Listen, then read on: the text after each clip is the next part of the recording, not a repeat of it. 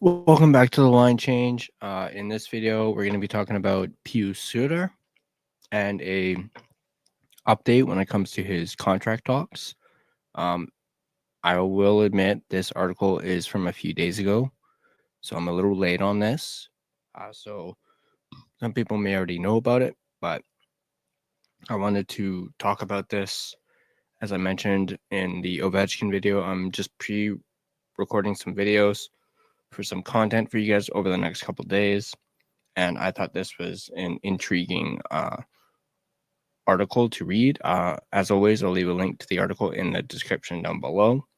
I also heard rumors about him basically saying he's not re-signing. I've heard those rumors going around, but I'm taking them with a grain of salt, especially after reading this article. So let's dive right into this article. The headline: Canucks notebook, Suter has earned a payday, wants to stay. Now, this article is written by IMAC of Sportsnet. As you can see, it's from the 4th. And it is technically the 7th now, so it's been a few days, but I wanted to go over this and talk about it. So let's dive right in to the full-on article. Vancouver. When impending free agent center Pius Suter became a first-time 20-goal scorer on March 18th, Vancouver Canucks coach Rick Tocchet Riley called it a cha-ching goal. Suter was going to get paid. On Friday, the Daily Faceoff website projected that payment at 4 years, $3.9 million per season, with contract valuations by AFP Analytics. Daily Faceoff has Suter listed 25th in its top 50 National Hockey League players eligible for unrestricted free agency on July 1st.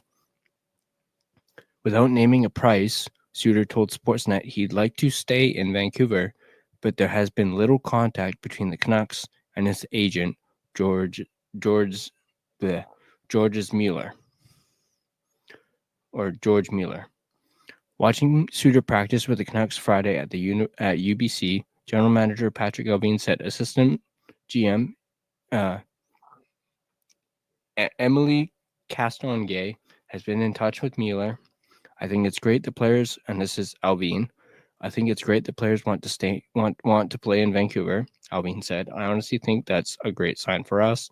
When a player wants it and the team wants it, you usually find a way to make it happen. Pius has continued to grow, and I think we're very pleased with the way he's playing. The commitment he put in this year is paying off. I can't say enough about how professional he is and his versatility. When he's called upon, he is playing well for us.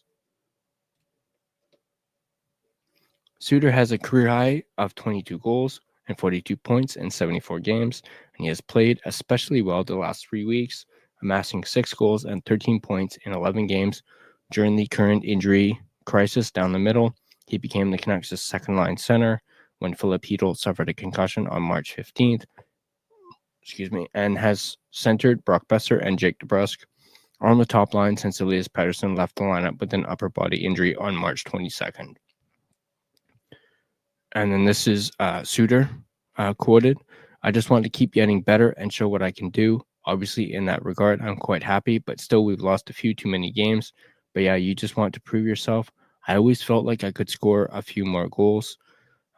It is not unusual that a player like Suter, who was actually scratched by coach Rick Tocchet for the Canucks season opener, isn't yet close to an extension as the end of the regular season nears. Typically, players near the bottom of the lineup have to wait to re-sign as management deals with bigger ticket items.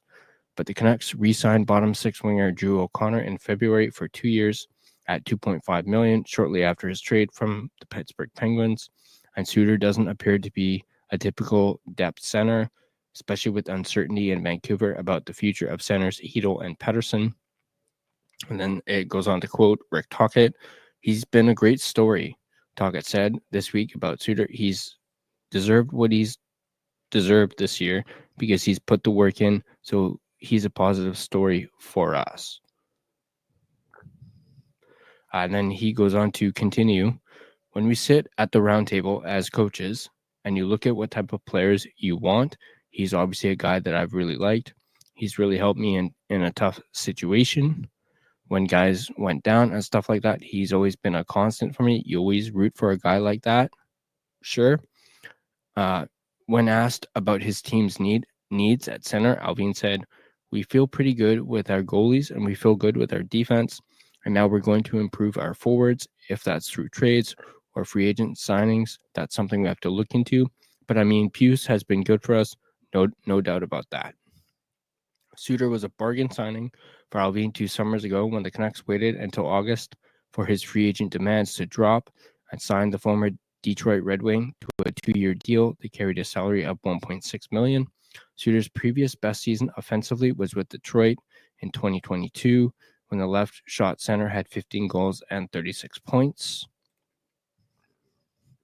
If he makes it to market in July, Suter appears to be in a much stronger position than he was 2 years ago. Cha-ching. And then this quote is Suter. Yeah, I know what that meant. He smiled, I guess referring to the cha-ching statement by Talk It. I guess that's kind of a number that people look at you a bit differently, maybe, but it obviously was in my mind at the beginning of the year that was a mark I wanted to get. I felt like I could get it too, and it just worked out that way. Obviously, I've still got a few games left. There's a business part of it. I really like it here, obviously, in the room and everything. So yeah, we'll just see if we can figure something out. I kind of knew at the start of the season with the way the team was set up and all that stuff, it was probably going to be an end of the year thing. So in my mind, compared to some other guys, it hasn't been much of a difference to me. So that's the article. And let me just go ahead and get this reference out because honestly, it's been in my head so much the last couple days. You know how people were saying Suter's not gonna resign. You know, he's gonna walk at free agency. Well, after reading that article, one thing pops into my head. So you're saying there's a chance? I know I've had that phrase stuck in my head.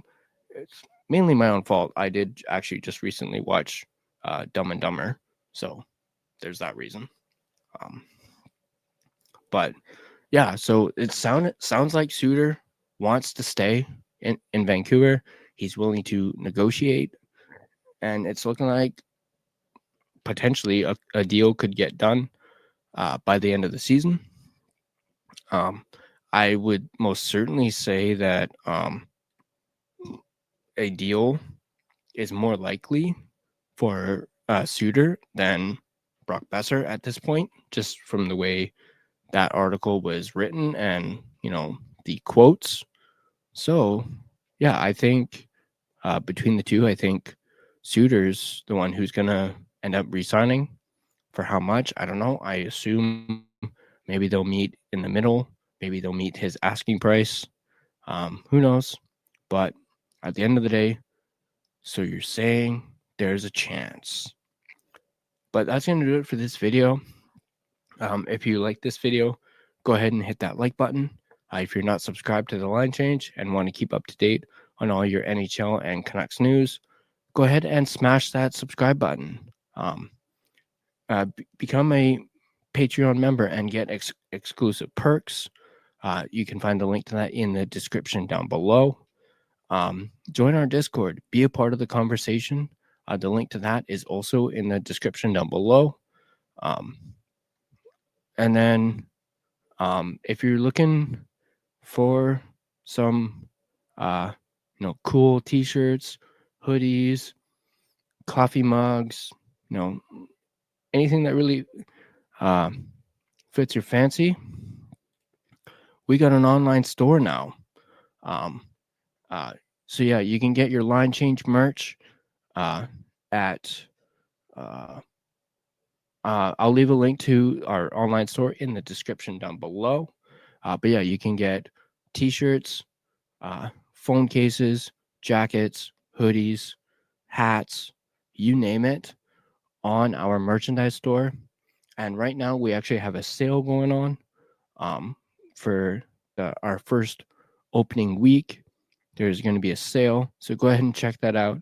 Once again, I'll leave the link to our store in the description down below. And yeah, that's going to do it for this video. As always, I'll see you guys in the next video.